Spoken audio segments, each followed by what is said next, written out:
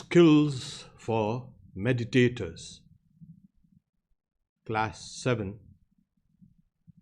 We're going to talk about the 3 dimensions of space.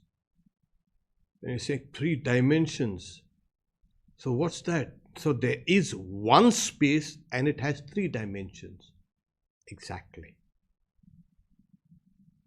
That's what we're going to talk about and how it's going to help us in meditation, how it can focus our meditation and where exactly we've got to focus.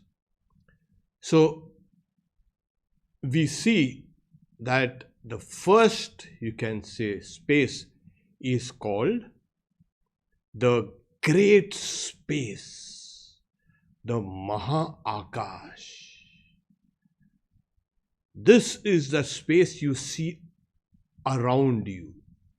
Your body is stationed in space and in time. This is the external space that we see around. It's obvious that anything has to be located in time and in space, and this is this external space, also called elemental space. There is then, it's called a Maha-Akash. Maha is great, Akash is space. The next space is Chittakash, the space of the mind. Even the mind to exist in a particular location has to be located or stationed in a space. You cannot have something existing which is without any dimensions or without any kind of location. So this is the second. Okay. So mind also is located in another space. But there is a fundamental difference. When a body is located in space and in time, this includes the brain also. So whatever we think, dream, imagine, see around us is also in the elemental space or great space, Maha-Akash. The mind has 2 broad divisions. The objective mind, in which we see and dream and imagine and all these things, that's an objective mind. It is in elemental space because that's a brain out here, it's there. But the subtle mind, the subtle aspect of the mind, the psychic mind, through which one sees or experiences super sensuous things, that mind exists in that Chittakash, the mind space, the mental space. So the subjective mind is there in the mental space. That's the psychic part of it. There is another space called the knowledge space, Chidakash. Chidakash.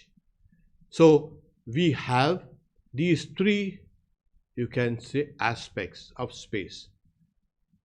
First is the outermost dimension is the great space, elemental space, the space that we see around us.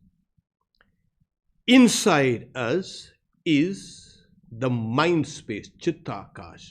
Now remember, the mind space means the psychic aspect of your mind, the subjective, the subtle aspect of the mind, that is in the Chittakash.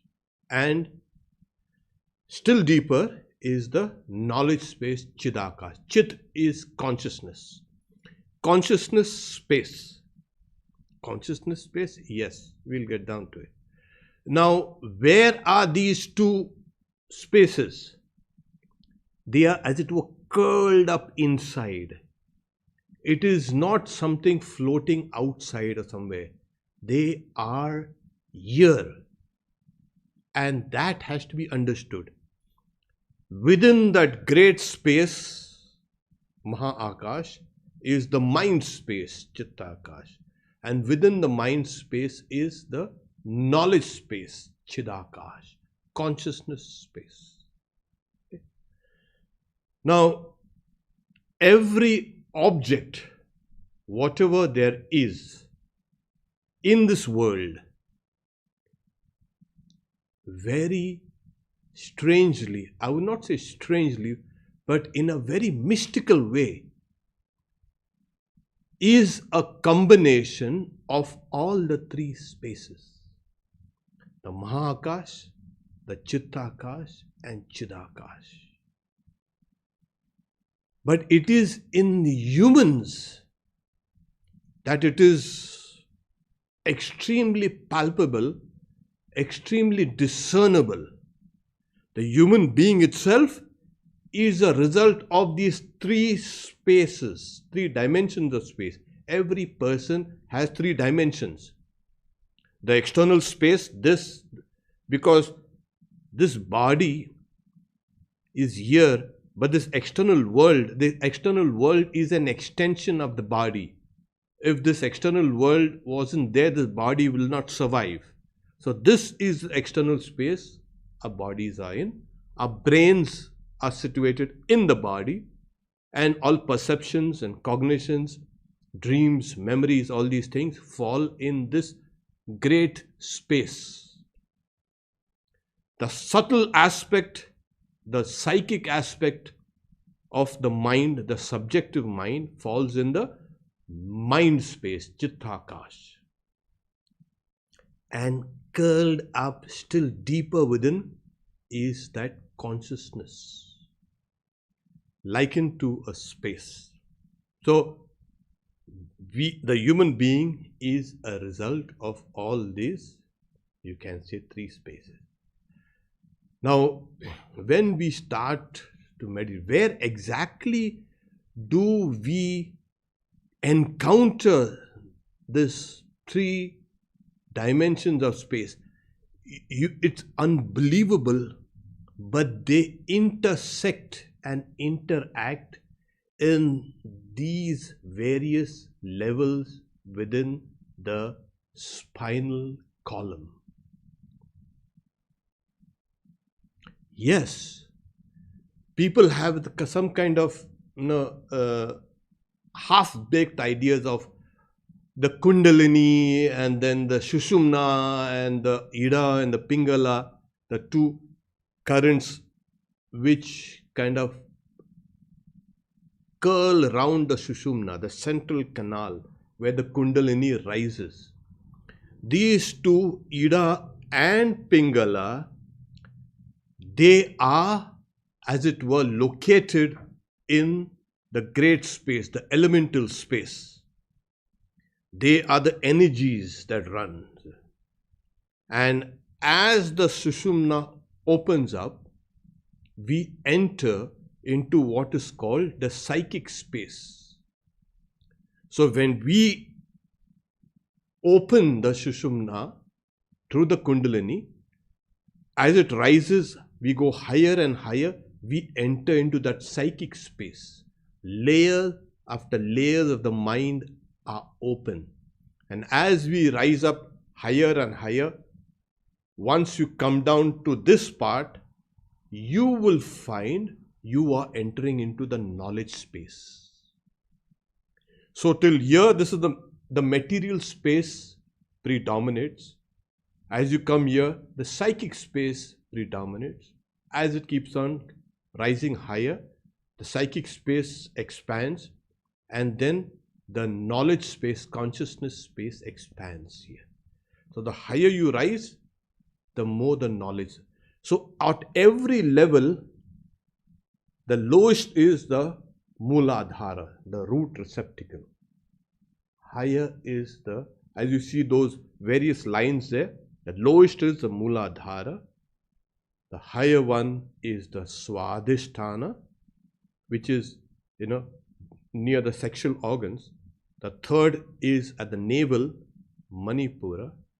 The fourth is at the heart, Anahata. The fifth is at the throat, Vishuddha. The 6th is here at the Agnya, and the 7th is here at the top of the head. Sahasra, 1000 petals. So it is on this level, on these particular levels, that these 3 dimensions of space intersect. We are individual and cosmic. This has to be understood. Cosmic forces intersect with the individual forces at these various levels. This is the meaning of the chakras, where cosmic forces, material forces, as well as psychic forces, as well as those consciousness forces interact with the material and psychic. It's a remarkable. That's the reason why they say you have to kind of awaken these very centers. What happens? That awakening happens when all these 3 forces are recognized. They intersect, they interact. It is not a simple kind of lotus or a kind of a circle out there and we are meditating. It has much deeper implications. There are tremendous implications here. You are, as it were, trying to manipulate the cosmic, the universal forces at that point. So it is in the human beings that these points of intersection are there within the spinal column.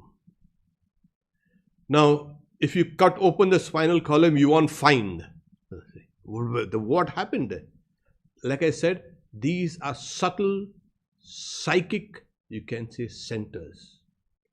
And as we keep on awakening the lowest center, you understand that here the knowledge space, as it were, the Chidakash, is, as it were, completely covered by the elemental space. And even the psychic space, Chitakash, is completely subdued.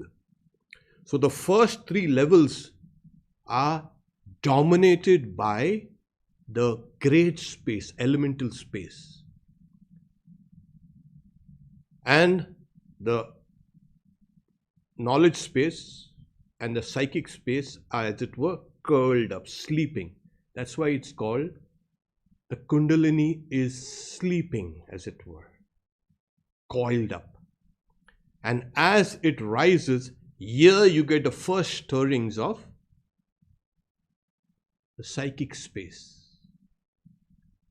It's like a rocket bursting up in your chest. And as it keeps on rising and rising, that is those interactions between all these 3 types of spaces. They start kind of manifesting, unfolding, and as it unfolds higher and higher and higher, we get down to this, where there is only this consciousness space. Okay. So these other 2, you can say, it's like those 8 figures of 8 stacked one over the other. They are the Ida and Pingala, as well as the orange, as we know, is the Maha-Akasha, great space. The yellow is the psychic space. The white is the, you can say, consciousness space, Maha-Akasha. They kind of, they form into a kind of a band. 3 triple forces, triple dimensions, all curling up around you from top, and when it comes down to the Muladhara, it again comes up here, and again it, you can, snakes up. It snakes up and snakes down, and the place where they intersect, up and down snaking, that is the psychic centers, the great space and the knowledge space. These are tremendous centers of power. These are tremendous centers of awakening. These are tremendous centers of universal psychic forces, cosmic forces are flowing down into you. Like your body would cease to exist if there was no external space. Similarly, the psychic self of yours would cease to exist if the psychic space wasn't there around. And that consciousness space is there outside as well as inside. So these are the centers of intersections, not mere chakras. After this, we find, okay, now this is understood. How do we practice it? How do we get into that particular intersections of these three spaces? We've now located where exactly they range up and down the spinal column, the Shushumna Nadi. But how do we practice this? We know it, okay. There is one and only one method, and this is the most effective method, and that is the mantra. Oh, yes, we have spoken about the mantra. Each mantra has three dimensions. The Mahakash, the great space, which is individualized, the psychic space, which is the cosmic space, and hidden within that is the consciousness space. Each mantra has three things. Like every body has three dimensions, these three spaces. Every mantra also has three dimensions. If you take for example, Om Aing Ramakrishna. Om is that Chidakash, that consciousness space, knowledge space. Aing is the cosmic space, the subtle psychic space. And Ramakrishna is that personalized, individualized. Even if you do not use the three syllables of a mantra, just take one syllable. Om.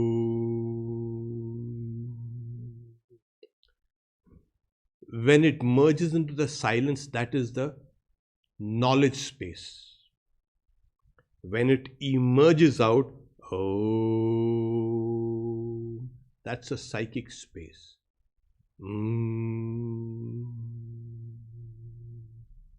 That is the great space, the Mahakash. So every mantra, every syllable, especially of Om, has these three aspects, these three dimensions. Everything, it has to be. So when we repeat the mantra, what do? We are actually interacting with these three dimensions of space at that particular level. And as we keep on repeating slowly, step by step by step by step, it starts unfolding. As the mantra unfolds, so do the psychic centers, those centers of intersection unfold. Every mantra, as we have explained before a number of times, has three aspects also. Shabda, Artha and Jnana. The sound aspect, the meaning aspect, and the knowledge aspect. The sound aspect is the Maha-Akash, great space. The meaning aspect, the psychic aspect, is that subtle psychic realm, Chitta-Akash. And the knowledge aspect of that mantra is that knowledge space, Chidakash, consciousness space. So every mantra, every word actually has these three dimensions. It's not only the dimensions of space. These dimensions are everywhere, in everything. In the human beings, mammals, In mammals with a spinal cord, it is possible for it to be awakened, but it is only the human being that consciousness takes on the quality of self-consciousness. That's a tremendous gift for humanity that God has given us. So these three spaces can be kind of awakened. One space will lead to the other and the other. Where exactly? They are arranged out here, and they are awakened through the mantra and nothing else. Now, we have also mentioned sound, meaning, and knowledge. You hear a sound and you associate a meaning with it. Cow. The image also flashes in your mind, and you have the knowledge also. So when I say the word cow, simultaneously the meaning and the image also flashes in your mind, along with the knowledge, of course. This is the mantra. This is the three dimensions in the mantra. And those three dimensions in the mantra help to awaken those intersections, interactions of these various levels. So as you keep on repeating the mantra from the grossest part, you start entering into the mantra, into its psychic dimensions. And as you keep on repeating and repeating and repeating, you enter into its consciousness aspect. This is called mantra chaitanya. The mantra is now awakened. And they say 100,000 times of repetition of a mantra awakens it. And as that mantra awakens, it will help awaken this. So we will, as we say, practice this repetition of the mantra, but with an image. You can, for today's repetition, we will use the mantra Om Aim Ramakrishna. Okay. Now I want you to also visualize Sri Ramakrishna while you are repeating the mantra. It's very important. If you do it without the meaning flashing in your mind or the image, you are doing only the basic repetition on the level of the great space. The moment you bring in an image and also the meaning associated with that, you are, as it were, engaging the other two dimensions within you also. There are many people who say, oh, I keep on repeating. Yeah, but then you should keep on repeating and also think of its meaning and also visualize it. The name Ramakrishna is the figure of Ramakrishna. The meaning of Ramakrishna is that he is the embodiment of all gods and goddesses.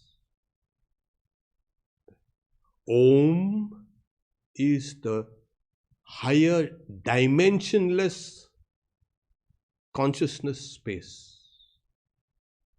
You know, space does not have dimensions. Everything located in space has dimension. So we say the external space is expanding and expanding and expanding. The vaster space, mind space, psychic space, that also expands. We can hear things, super sensuous things from a distance. And so there is no break in space. It is here, it is there, it's everywhere. And so we feel it here mainly in this way. So we would like you now to sit down straight, quietly, close your eyes please. We are going to meditate and repeat the Om Aim Ramakrishna mantra while visualizing Ramakrishna here. or here or wherever you like. Okay. So close your eyes, please.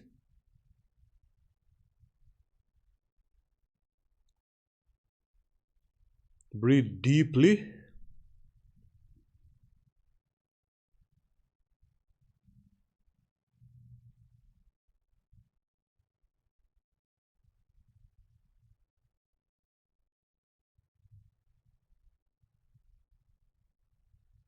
Become aware of your breath, please.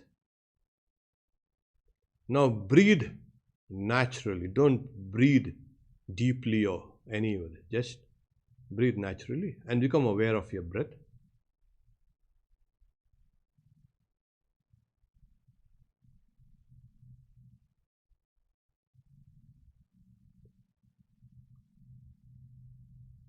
Repeat along with me, please. Om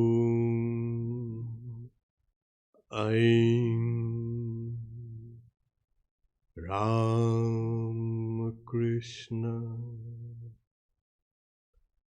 Om Aim Ram Krishna. Om Aim Ram Krishna. You are repeating it mentally.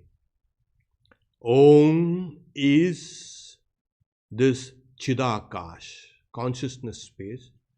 Aing is the Bija mantra, which is the psychic or the subtle space of the mind.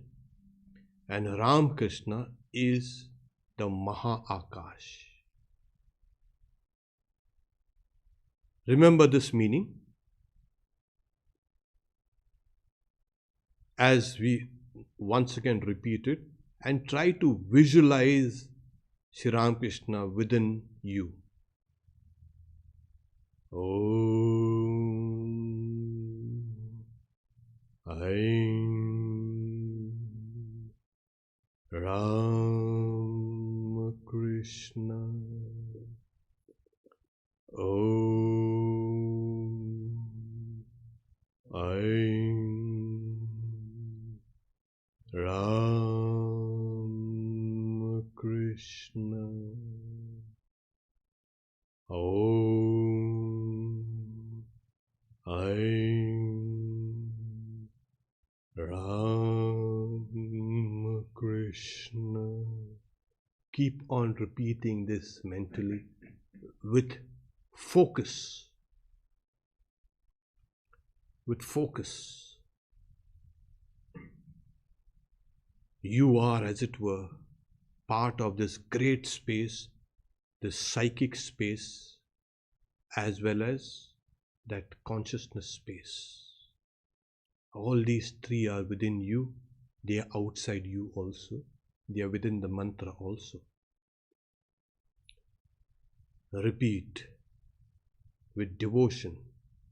Om Aim Ram Krishna.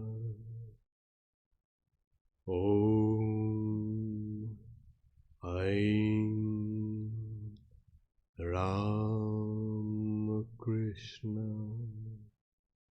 Visualize Ram Krishna. Remember the meaning. Om Aim Ram Krishna. Om Aim Ram Krishna. Om Aim Ram Krishna. Repeat it quietly, please. The Om is the Chidakash. Aim is the Chittakash. And Ram Krishna is the Mahakash. All these three dimensions are intersecting there over those centers around your spinal column. Awaken them. Om Aim Ram Krishna. Om Aim Ram Krishna. This is how you can unravel those. They are called the Chit Jad Granthi also. The knot of consciousness and matter. Granthi is kind of a knot. They arrange. So as we keep on repeating the mantra, we as it were untie those knots, the material knots, away from the consciousness knots. And as we free that consciousness from its coverings of matter and mind, it shines by itself. It is that one consciousness, the supreme consciousness, that appears as the great space, the mind space, as well as the consciousness space, limited by the body, delimited by the body, and delimited by this world. So wherever there is great space, there will be always there will be a mind space, Chittakas. And wherever there will be a mind space, there will always be that consciousness space. Wherever. From the smallest to the highest, from the smallest atom to the greatest galaxies. These are dimensions, these spaces, of that supreme space. Enter into it, it belongs to you. Om Shanti Shanti Shanti. We stop here for questions. Question. When I focus my mind on a picture of God with open eye, I am able to avoid all thoughts. Does this make any sense? This focus is similar to focusing on a body part and feeling the pulse? Well, if you can keep your eyes open and focus on the picture of God, what we have taught you in this Trataka is perfectly all right. Why do you think that this is the body part? What do you mean the body part? Are you completely defined by your body, or are you something more than your body? All of us feel we have a dimension even greater than our body, isn't it? So by focusing on the figure of God, we are focusing step by step into the higher aspects of that image or picture. Besides the mind that's running about hundreds of times all over the place, for one moment of one session, it is now stilled in one place. That releases energies. And throbbing, forget the throbbing for the time. When you're focusing on the picture of God, focus on the picture of God, intensely gaze at it, close your eyes and see that same picture burnished inside in your mind's eye.